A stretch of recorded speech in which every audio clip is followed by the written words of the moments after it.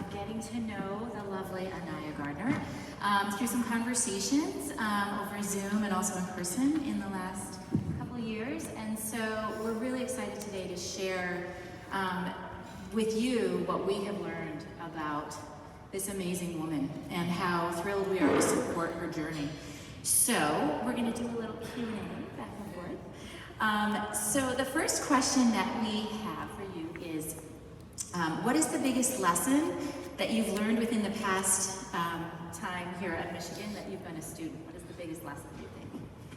So I think the biggest lesson I've learned is to really become comfortable being uncomfortable.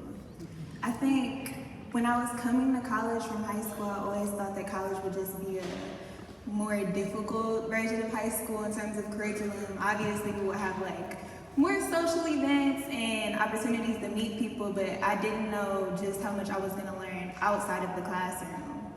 I think I had to really become comfortable raising my hand in a room full of like 300 students and become comfortable just going to events by myself to make friends and make connections to achieve the goals that I wanted to achieve later on in life.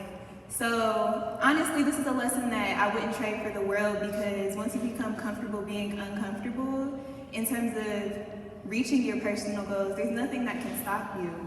So yeah. That's great, Anaya. And one of the things we talked about are some of the really impressive activities you've gotten involved in and the way you've really taken advantage of being here on campus. So tell us a little bit about some of the extracurricular activities you've been involved in, if there are any that are particularly meaningful to you. So I am the health fair chair for the Black Undergraduate Medical Association. I'm also a mentor for the Support for Black Incoming Students. I am a volunteer at Michigan Medicine, and I'm a runway model for Inspire Runway.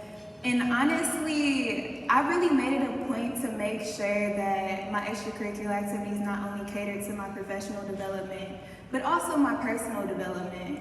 So being on the board of the Black Undergraduate Medical Association has almost allowed me to cater to both sides in a sense, because professionally, I allow myself to just connect with other healthcare professionals and provide other students within our organization with the tools to flourish themselves in their professional development.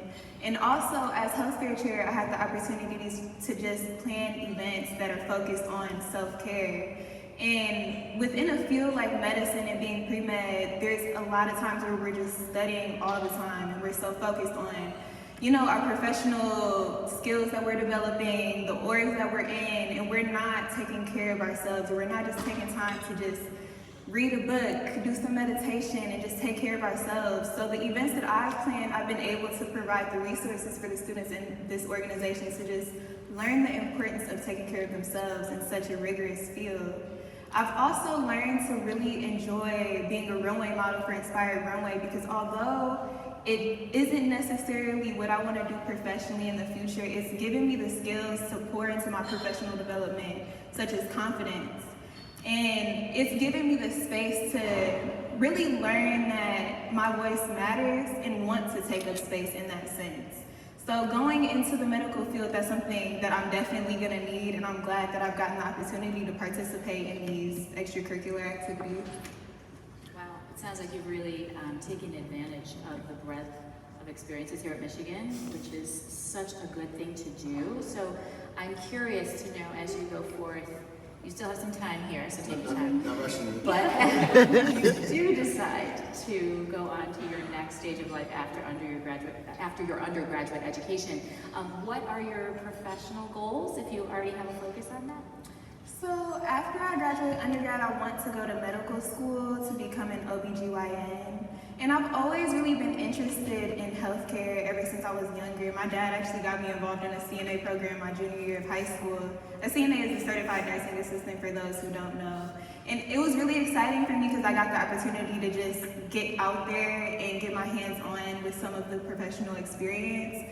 But once I got to college, I feel like I really realized like what field in healthcare I wanted to go into in terms of the profession and the doctor's specialty.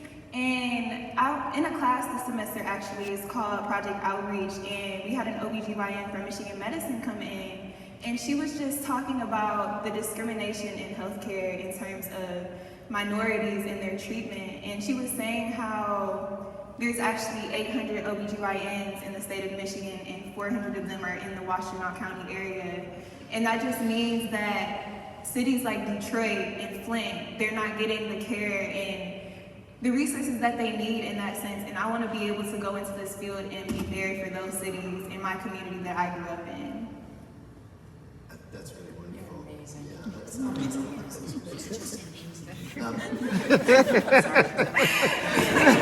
sometimes forget we're not just talking to you. Inside voice, Mike. Inside. But every time we spend time with you, and equally with David Acer, who's another scholarship recipient, I leave so inspired for you, for a future. Who inspires you? So there's not one particular person that inspires me the most. I think every single person that's currently present in my life has some type of inspiration that they have brought into my life. Like, for instance, my mom, she's a very strong, independent woman, and her business-like skills are something that I'm definitely going to carry into my professional development. My dad has always believed in me in times that I don't even believe in myself, and I will always appreciate that. And even my friends, they're so involved in the community, and they're not afraid to speak and do what they want to do. And they're also doing very well in their academic courses too at such a rigorous school. So that's inspiring in itself. And my professors, they're just like so passionate about what they do. And that's something I definitely want to carry into my profession once I graduate. So I say all this to say there's something to grasp and learn from every single person in my life currently. And I just aim to become that much of an inspirational person to others in my life, so. It's working.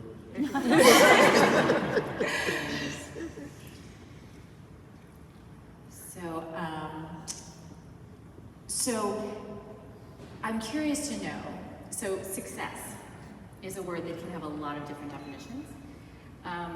For a woman such as you, who has such a wise focus on the world, such a responsibility for your community at a micro as well as a macrocosmic level, I'm very curious to know, what does the word success mean to you?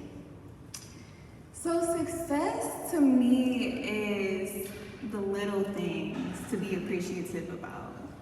I know last summer I was watching a movie called Soul, and I don't know if some of you guys have seen it, but there's a man, and he was so hyper-fixated on becoming this huge musician. He was just a small-time musician in his city, but he wanted to be a big musician. And in the movie, he ended up like dying and going to this afterlife where he saw a bunch of souls, and they're all trying to figure out their spark in order to come into the world.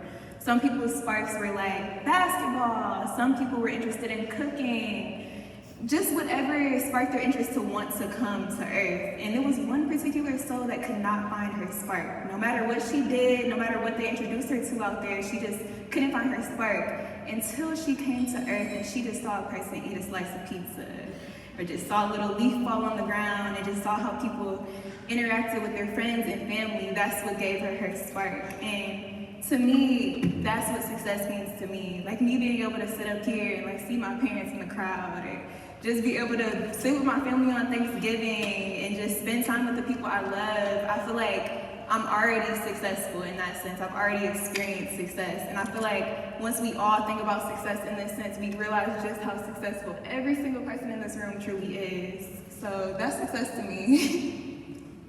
This is the part where I cried. You're amazing. Well, that's great, and those are some of the questions we knew. We great to have a chance to talk to you about, and we know everybody here is thrilled to hear you have a chance to share your wisdom. Yeah. I also have some questions for you guys. So, can you guys tell us about your experience as Michigan students? Like, what extracurriculars were you a part of, and your majors and everything? Sure. So, I was in the LSA, College of LSA. I was a political science major. I was involved in a lot of different activities when I was here. I was on the board of Student Legal Services. I was involved in Hillel and involved in giving out the Golden Apple Award. involved in intramural sports. I was telling Anaya the other night that my team won the flag football championship. I think somewhere in the attic I still have my t-shirt. It's been a while, probably doesn't fit me anymore. But we, like what I've heard from talking to you and David, just the opportunity to be here and reach out and do things that are so different from anything you've done before or since. I can assure you I haven't played broom ball since I was here. But just really spreading your wings and looking for ways to experience new things. I looked for every opportunity and was so glad for my time here. That's awesome. So I was in SMTD, I was a musical theater major. And when you're a musical theater major, you don't have a lot of time for a lot of other things because you're always working on a show. So I was involved in the Greek system and did a lot of musical theater. Okay, can you guys tell us a little bit about your family? Sure. So we have 3 kids. We have a 20-year-old who's a junior here at Michigan. She's currently in Amsterdam doing foreign study. She's a poli-sci major like her daddy. We have a senior in high school who will be entering the University of Michigan in the School of Kinesiology in the fall. He wants to be an orthopedic surgeon because he's been injured a lot as a 3-sport athlete. But movement science is his jam. We have a freshman in high school. He's our baby, and we'll see. We know that he bleeds maize and glue, but who knows? So yeah, that's our family. Yeah. Okay, and what was your reason for wanting to start a scholarship with Michigan? I'll take that one. And there's sort of 2 answers. One is why we started it, and I'll build on why we are so glad to continue to be involved. We started to do it. Our daughter, who Melanie was just talking about, she started in the fall of 2020. But around the time she was going through the application process, we were talking to her and some of her friends, and it became evident that while Eliana had worked really hard for 12, 13 years, so had a lot of her colleagues. And they were coming home to tough conversations with their parents who were saying, I'm sorry, I know how hard you've worked, but we're just not going to be in a position to send you to school, or we're not going to be able to send you to a school that you have your heart set on. And that really affected us and made us feel like if there's something we can do to help others, because we just feel so blessed and fortunate that we were in a position to go to a great university like this, that we wanted to create the opportunity for others. In terms of why we still do it, it's because we come to days like this and we spend a few hours with Anaya and David, and we leave so recharged and so positive about the future of this university and the world when we see the great things they're doing and continue to do, and it just recharges our batteries to really want to be there. It sounds like we may have time for maybe one more question. If we have anything else. We could talk about what we did after we graduated. Sure. Is that helpful? Or do you have a career path kind of thing? Yeah. Oh yeah, we could do. There's so many questions. Would you like us to? You choose. You can talk about your career path. I think that would be interesting. Cool.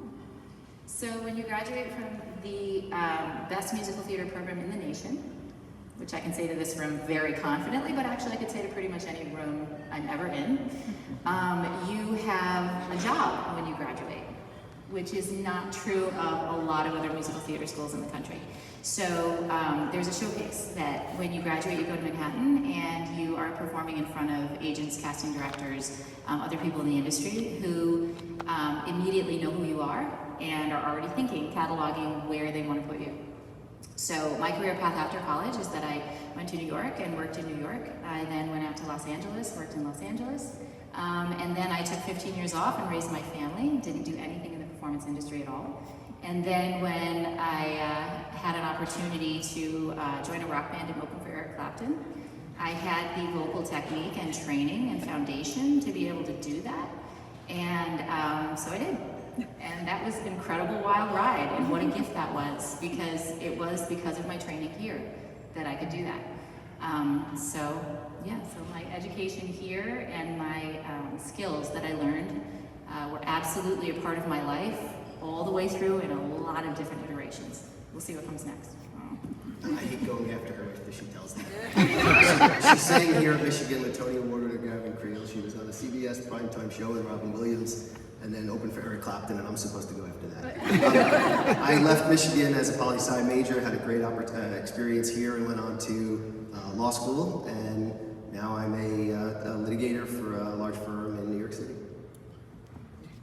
That's amazing. It is amazing. Both of you guys, truly. I just want to thank you guys so much for coming here and providing your support. And I just want to thank all of the donors for being able to support the students here and being a part of this community all together. So thank you.